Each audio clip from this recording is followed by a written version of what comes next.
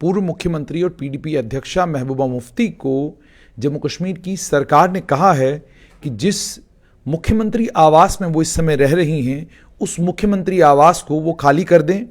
और उन्हें जो नोटिस भेजा गया है उस नोटिस में उन्हें ये भी कहा गया है कि अगर आपको इस आवास की जगह कोई और एकोमोडेशन चाहिए, हम आपको वो एकोमोडेशन देने के लिए तैयार हैं। नोटिस जो है वो पूर्व मुख्यमंत्री महबूबा मुफ्ती को सर्व कर दिया गया है। नोटिस की कॉपी हमारे पास भी है। जम्मू कश्मीर की पूर्व मुख्यमंत्री महबूबा मुफ्ती अभी तक गुपकार रोड पर फेयरव्यू रेजिडेंस था उनका, वहां पर वो रह रही थी। स्टेट्स डिपार्टमेंट ने एक इविक्शन नोटिस पूर्व मुख्यमंत्री महबूबा मुफ्ती को दिया और उस इविक्शन नोटिस में उन्होंने कहा कि आपका परिवार 2005 से इस बंगले में रह रहा है, आपसे विनम्र विनती और आग्रह किया जाता है कि आप मेहरबानी करके इस बंगले को खाली करें, क्योंकि अब आप पूर्व मुख्यमंत्री हैं, मुख्यमंत्री नहीं हैं, तो आप मुख्यमंत्री के आवास का इस्तेमाल नहीं कर सकती हैं। और उसके बाद ये भी आपको याद होगा कि जम्मू कश्मीर में जिस कानून का संशोधन हुआ था, जिस कानून के संशोधन से एंटाइटलमेंट जो है मुख्यमंत्रियों की खत्म हो गई थी, और उस एंटाइटलमेंट में एक एंटाइटलमेंट ये भी थी कि उन्हें इस चीज़ की इजाज़त थी कि वो जो मुख्यमंत्री का आवास है, ऑफिशियल बंगलो है, उसका इस्तेमाल कर सकते थे। लेकिन अब चूंकि उसमें संशोधन हुआ, कानून में संशोधन के नतीजे में अब मुख्यमंत्री आवास का वो इस्तेमाल नहीं कर सकते हैं। उन्हें इस रेजिडेंस को जिस दिन उन्होंने मुख्यमंत्री के पद से इस्तीफा दिया था, उस इस्तीफे के अगले ही दिन उनको इस बंगले को खाली करना चाहिए था, लेकिन उन्होंने बंगला खाली नहीं किया। अभी तक यानी अक्टूबर 2022 है और अक्टूबर 2022 तक पूर्व मुख्यमंत्री और पीडीपी अध्यक्षा महबूबा मुफ्ती उसी ऑफिशियल रेजिडेंस का इस्तेमाल अपनी राजनीतिक गतिविधियों के लिए कर रही थी, जिस ऑफिशियल रेजिडेंस को नैतिकता के आधार पर उन्हें 2018 में ही खाली कर देना चाहिए था। उमर अब्दुल्ला पूर्व मुख्यमंत्री थे, डॉक्टर फारूक अब्दुल्ला चूंकि इस वक्त मेंबर पार्लियामेंट हैं, उमर अब्दुल्ला पूर्व मुख्यमंत्री थे, उन्होंने अपना बंगला खाली किया। बाकी सभी पूर्व मुख्यमंत्रियों ने अपना बंगले खाली किए, लेकिन एकमात्र महबूबा मुफ्ती हैं और उनके साथ में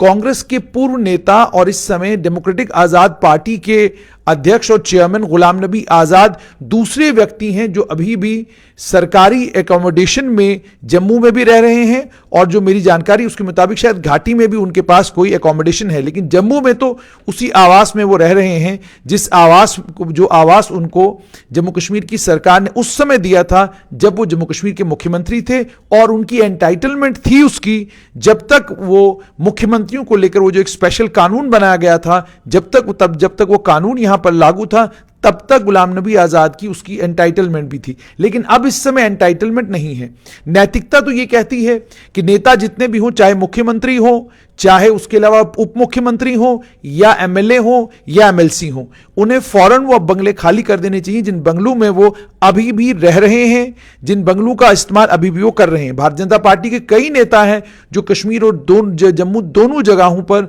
उन्हीं सरकारी बंगलों में रह रहे हैं, जो सरकारी बंगले उनको उस समय मिले थे जब वो मंत्री थे या जिस समय वो एमएलए थे, अभी भी वो उनका इस्तेमाल कर रहे हैं। स्टेट्स डिपार्टमेंट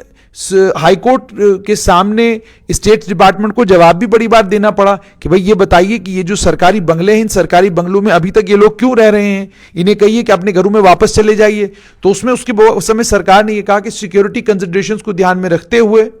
बंगले जो हैं इनको दिए गए हैं। अब ये कैसी सिक्योरिटी कंसिडरेशंस हैं कि पूर्व मुख्यमंत्री को तो कहा जा रहा है कि आप अपना बंगला खाली करिए, लेकिन बाकी जो नेता हैं उनसे बंगले खाली नहीं करवाए जा रहे हैं। हालांकि यह भी बताया जा रहा है कि पूर्व मुख्यमंत्री महबूबा मुफ्ती को एक ऑल्टरनेट एकोमोडेशन के लिए भी कहा गया है। और ये भी आपको मैं बताऊं कि जो फेयरव्यू ये इनका फेयरव्यू पर जो इनका घर है, जो सरकारी घर है, 1999 तक की ऑफिशियल गेस्ट हाउस के तौर पर था। उसके बाद इसको बीएसएफ ने ऑक्यूपाई किया था 1990 में, उन्होंने पापा 2 इसका नाम रखा था। उसके बाद ये इंटरोगेशन सेंटर और टॉर्चर इंटरोगेशन सेंटर के तौर पर 1996 तक चलता रहा। 1996 में पूर्व चीफ सेक्रेटरी मुख्य सचिव जम्मू कश्मीर के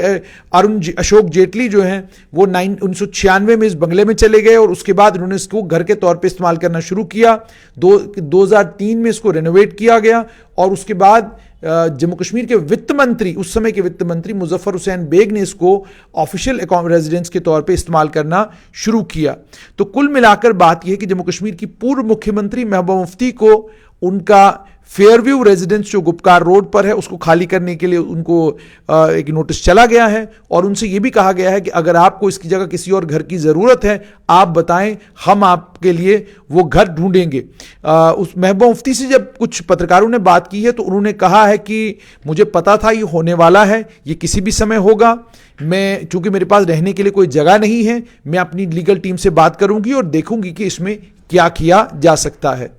जाहिर सी बात है जब राजनीतिक तौर पर आप ये सोचना शुरू करें कि आपको राजनीति भी करनी है और राजनीति करने के साथ साथ में आपने एक राजनीतिक दल को भी आगे बढ़ाना है और आगे चलाना है, जब ये सारी गतिविधियां एक पूर्व मुख्यमंत्री के आवाज से होंगी, सरकार का सवाल पूछना तो स्वाभाविक है।